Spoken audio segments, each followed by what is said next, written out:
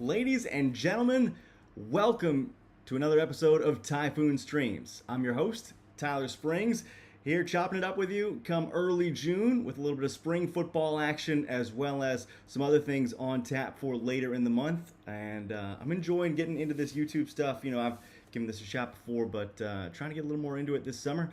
And what better place to start than with the UFL's semifinals, their conference championship weekend. I've gotten a chance to see all the UFL teams in action this year, especially the Memphis Showboats, and a shout out to Dawood Davis, their talented receiver, who got all league honors earlier this week. Not a lot of honors for the Showboats, and that's pretty typical of a 2-8 team, but congratulations to him. Hopefully he ends up in an NFL training camp somewhere and has the chance to make somebody's roster this fall. That would be really, really cool for him, and we certainly hope the rest of the Showboats get opportunities elsewhere as they can. That was a great end of the year for them, finishing with a win in thrilling fashion there over the Houston Roughnecks, and by that gaining the #1 draft pick in every round in the 2025 next year's UFL draft. But that's not what we're talking about today. Today, what we're talking about is the UFL conference championships. It's the USFL conference and the XFL conference, and that'll mean the Birmingham-Stallions taking on the Michigan Panthers for the third time this year, and the San Antonio Brahmas taking on the St. Louis Battlehawks for the third time this year. Now, these are two juicy matchups, especially if you've been following spring football. Even if you haven't, I think you're going to enjoy these if you turn them on this weekend. Birmingham and Michigan happening Saturday, 2 o'clock Central on ABC. And Sunday, you can find San Antonio and St. Louis. That'll be a 6 o'clock game Central Time on Fox. Let's start with Birmingham and Michigan, two teams that obviously Memphis saw twice each, and Showboats were not able to beat. That game started the week with a spread of Birmingham -6.5.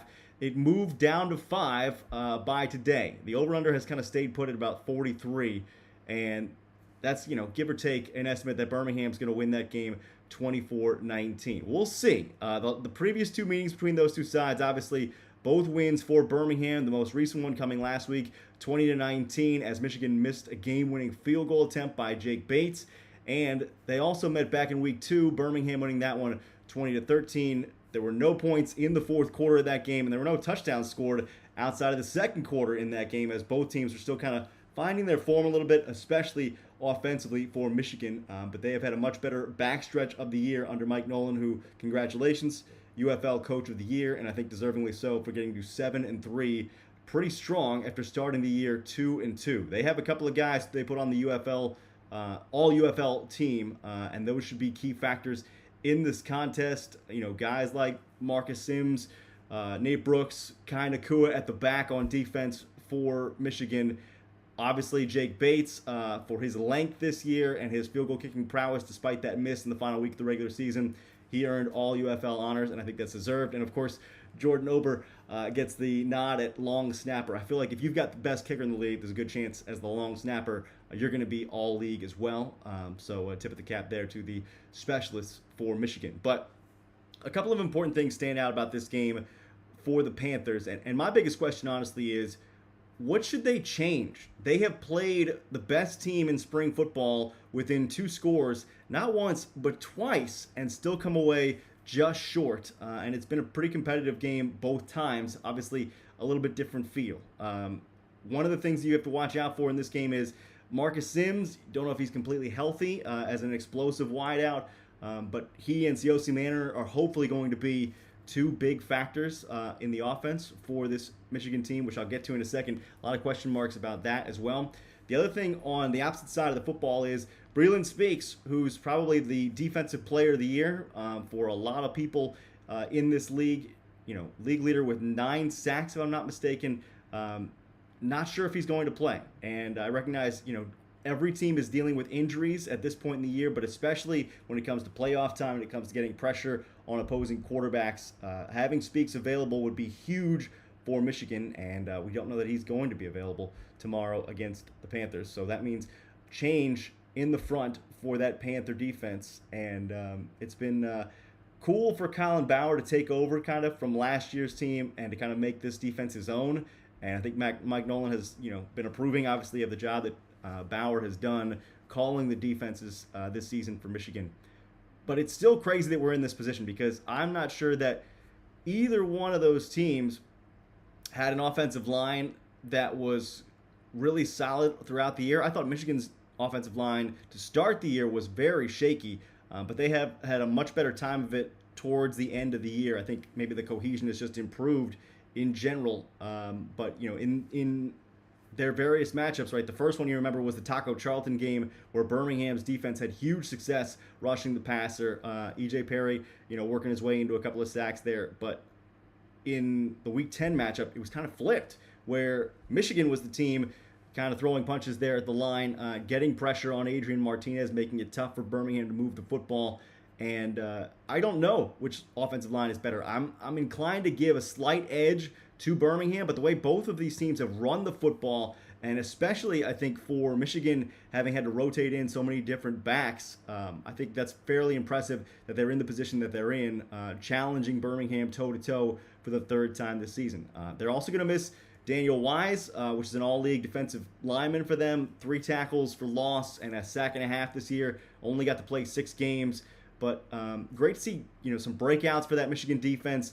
Javen White, Kedrick Whitehead have both been excellent in terms of tackling and also ratcheting up their production and following the football later in the year especially. But like we talked about, the wide receiving core for this Michigan team has got to be explosive. They got to go off in some way. In that first game, it was Marcus Sims who had a long touchdown. He had 96 yards receiving, I think, and a touchdown in that game. Cioce Mariner in this previous game in Week 10 had 110 yards and a touchdown, including a long bomb from Danny Etling. But I think that those guys are going to have to stand up because you don't know what the run game is going to look like with Nate McCrary probably is the lead back available for this Michigan team. We think Matt Colburn is also going to be used. He is not inactive. He is active for this week, but has been banged up of late. So we'll have to see what Marcel Belfait breaks out here offensively for Michigan. But again, what do you want to do differently? I think that's the biggest question that faces the Panthers because you feel like you've had some success against the team that has been the class of the league. How do you change things up, but also keep hammering your strengths and drilling down on Birmingham's weaknesses? I think the explosive plays, whoever gets them, that's going to be huge for determining the outcome of the game. I recognize, you could say that most weeks, yes, but I would say especially in this game where you're not going to have the running ability of Bryce Perkins, and you're not going to have the hammer in the backfield that is Wes Hills, and you may only have sparing use of Marcus Sims, Matt Colburn. We'll see. They outperformed Birmingham on third down this past week. They went 0 for 1 in the red zone against Birmingham and 0 for 3 on the year. And they also did not force a red zone stop of the Stallions. They also had too many penalties in Week 10, 10 of them to be exact for Michigan. So I think those are things all to consider. You love how they're moving the football, and I think you have to give credit to Danny Etling for doing that job well. They also had good balance, run and pass in Week 10, then that was lacking for them in Week 2. I'm interested to see how it goes, but I really think overall the explosive plays are what's going to make the difference in this game. You'd like to be even on turnovers if you're Michigan to try and have a chance to win and take down the behemoth that is the Birmingham Stallions. But I want to show you something. The explosive plays, I think, have been the thing that have determined the outcome of these two matchups the most. I'm going to try and share my screen.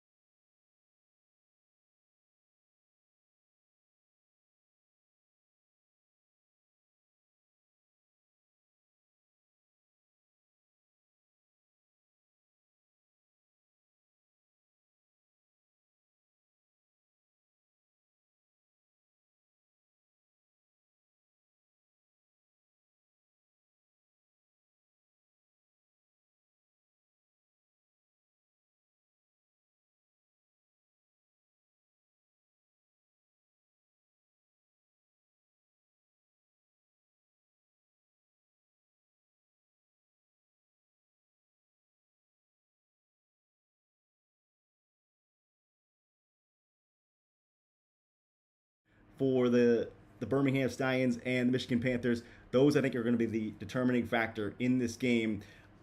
If you're asking me for a final score, this may sound like I'm talking out of both sides of my mouth. As much as I've talked about Michigan, I still like Birmingham to win, and I like Michigan to cover. I think Birmingham will say maybe a 25-24 victory, something very, very tight. You still have to contend with Adrian Martinez, who's probably the front runner for league MVP, Jay Sternberger, who's perennially an all-spring football, all-league tight end. Zach Johnson on the O-line was also named all-league. And defensively, Carlos Davis has kind of been the leader of what's been an incredibly deep Birmingham front. A.J. Thomas has been solid at the back there with a defensive secondary that's had some injury troubles this year for Birmingham. And they're dealing with the change in defensive coordinator. Again, John Chavis, who coordinated the defense for most of the year, stepped away from the team. Necessary absence. Sounded like something personal and potentially medical that he talked with Skip Holtz about. So it's not going to be Chavis calling the defense. It's Corey Chamblin instead, and that's going to make it look different, certainly than it has for most of the year. But I think the point is Birmingham, deservingly so. They're the champs. You have to knock them off, and you have to do it in their building in order to prove yourselves. And Mike Nolan, current UFL Coach of the Year, has an opportunity to do that. Is it likely? I'm not sure. I love the way that they have had some breakout performances later in the year from their defense. Your Daniel Isoms, Damon Lloyd, those are the top tacklers in this Week 10 matchup, not guys necessarily that factored in early in the season. Chiava Tazzino obviously has been a huge replacement at linebacker with Scooby Wright going down. And they have, I would say, one of the deeper defenses and more, I would say, pressure-philic defenses, if you will, in the whole league, even though statistically San Antonio is the best. We'll get to them here in a minute. But I think it's still Birmingham's championship to lose. The pressure is on them playing at home. They have to win for the second week in a row against the same team they just saw. So I think Birmingham wins, but I do think Michigan makes a game of it. Let's go shift for a moment to the XFL Conference Championship. San Antonio at St. Louis, Sunday, 6 o'clock on Fox. The line on that game, St. Louis -3. The over-under did move up a half a point from 44 to 44.5. So basically they're saying they think St. Louis is going to win that game by about 24-21, there or thereabouts. The previous two meetings against this team, again, theme in the UFL, lots of close contests. St. Louis won back in Week 3, 31-24. They were up 14-3 early in the second quarter, and then San Antonio outscored them 21-17 the rest of the way. But the Brahmas were 0 for 3 on their PATs, and they were 3 for 5 in the red zone, and those miscues cost them. They played another tight game in Week 10. You love to see this at the end of the year. This is certainly what everybody organizing the UFL hoped for, was close games throughout the season, including at the very tail end of the season. St. Louis won that one 13-12, right? Scoreless first quarter for both teams. St. Louis goes up by 10 at the half. Quentin Dormady, importantly, entering for Chase Garbers, was able to find his rhythm in the second half, led 3 drives of 30-plus yards. Doesn't sound like a lot, but in spring football sometimes you just need that length of drive. You need to avoid doing something like 3 and out, 4 and out, 5 and out. So crossing the meridian, getting into opposing territory, being threatening. Ultimately, the rally fell short for Dormady and the Brahmas, but it's because, in part, Ryan Santoso has missed not 3, not 4, but now 5 field goals in a row, and he's got to get right if the Brahmas are to have any shot at winning the XFL Conference Championship. When you go down the list for all league honors, you're going to see a lot of those guys in this game. Certainly, I think Hakeem Butler has a vote and a chance to get league MVP and certainly league offensive player of the year with the way he's dominated in the passing game. Jacob Sailors has been a welcome surprise in the backfield. We thought early in the year it might be Mateo Durant, and then it ended up being Sailors coming on with Durant being hurt.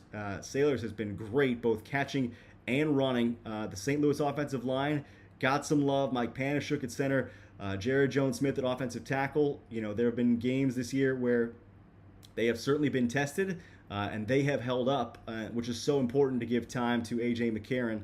Defensively, St. Louis has Willie Harvey, who's been among the league's top tacklers. I believe, actually, the league's leading tackler. Certainly top 3 just a do everything guy, and that whole Iowa State crew with him, with Butler, with Mike Rose on St. Louis have really been pounding the nails for the Battlehawks. And Chris Garrett this week won Special Teams Player of the Year for 2 punt blocks, which is as much as many teams had all together. He had them himself. We don't know if he's going to play in this game because he's been battling a concussion this week. You also don't know about the statuses of defensive backs Quinterio Cole and Nico Bolden. So we'll have to see how the secondary looks for St. Louis. Maybe a little bit banged up there. We'll have to find out. But again, everybody this year is dealing with some kind of either injury replacements or just some knocks that are keeping guys sore. On the opposite side, I think honestly, the team that probably had the least amount of respect given to them, if that's what you consider to be, what's given in terms of all UFL honors, San Antonio had guard Cole Laval and linebacker Tavante Beckett both get all league honors, and I honestly think Darius Phillips could have been a candidate there in the defensive secondary. Jordan Mosley could have been a candidate there in the secondary, and I think there could have been certainly some room for John Trey Kirkland in the wide receiver core, who just was incredible and versatile throughout the course of the season. John Lovett, had he probably not gotten hurt, I think would have been in competition for the rushing title, but it was just those two guys, Laval and Beckett, to be honored on the all UFL team for the Brahmas. What's notable this week is obviously we don't know the status yet of Chase Garber specifically. John Lovett has been banged up, might be available. Jalen Twyman, who came over from the Brahmas or from the Stallions mid-season. All 3 of those guys, Garbers, Lovett, Twyman, all limited this week in practice. And you had DNPs from AJ Hendy in the secondary and Anthony McFarland in the running back core. So that really lends you to believe it's probably going to be a lot of Morgan Ellison once again this week, who's been very capable, having been a high-level performer last year in the XFL. This year has done a good job filling in the absences of Lovett and McFarland, who have been pretty dynamic duo over the course of the year, I think all things considered. So I'm trying to think of what the things are that you would want to do if you're Wade Phillips, right? The things you want to try and do differently. And again, a lot went right for you to be in these 2 one-score games with St. Louis during the season. But you need a little bit more to try and overcome the league's best home field advantage and a team that has certainly gotten the better of you twice. When I look at what's important, I would say the things that are going to decide this game are St. Louis's ability to run the ball. I think in both their wins, they've gone over 100 yards rushing. Sailor's certainly a huge part of that, but controlling the ball and just keeping it out of the hands of San Antonio, giving them fewer and fewer chances to work the ball down the field is huge. Time of possession, kind of manage the game a little bit, and I mean that in a complimentary way, where when you feel like the other team is just stiff-arming you all the way down the field, that's kind of how it feels sometimes when A.J. McCarron is just dicing you up, with a ball control passing, the occasional deep shot. They haven't been great at deep shots this year, but they'll certainly try a couple. But the run game is going to be crucial.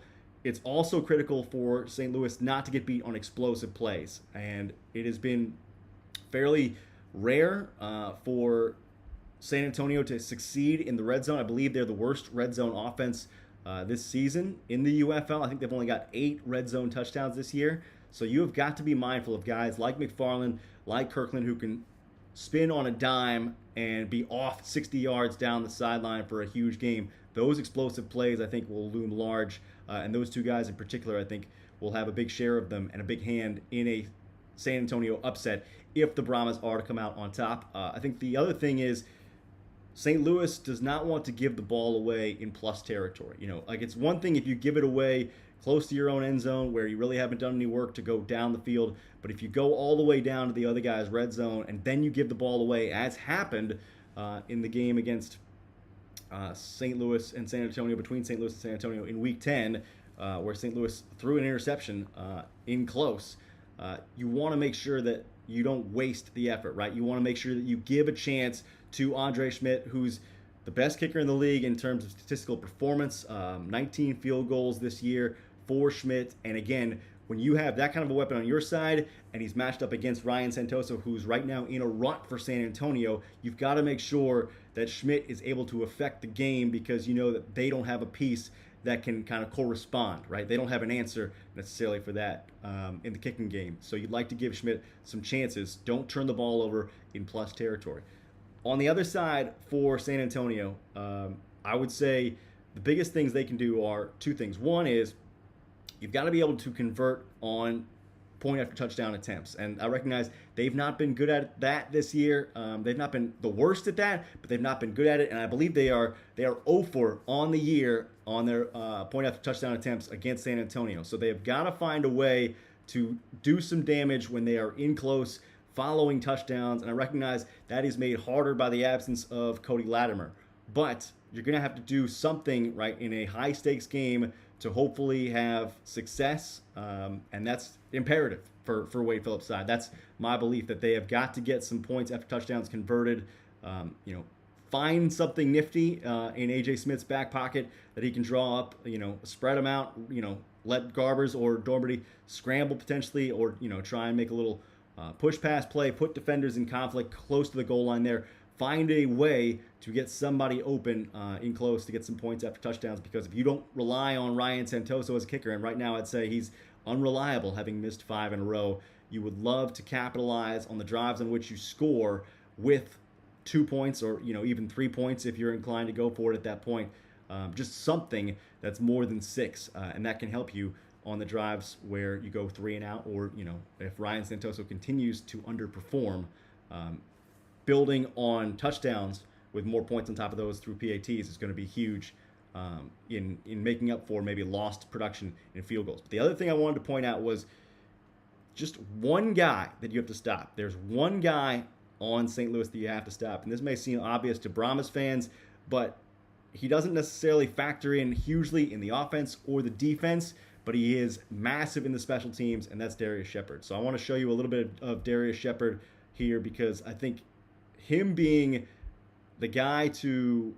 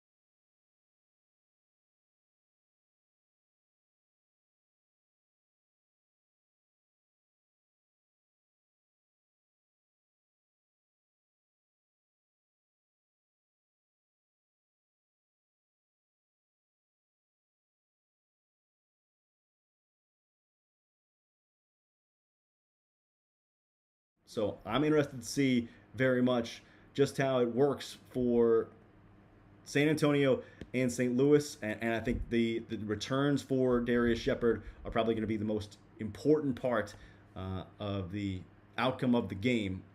San Antonio stopping those can really help the Brahmas stay in it, but St. Louis getting to those are certainly that is one of the cornerstones that can help them reach the UFL title game coming up on June the 16th. So in terms of a pick for that game, I recognize I spent a lot of time talking about how San Antonio can try and take down St. Louis, what St. Louis can do to dominate.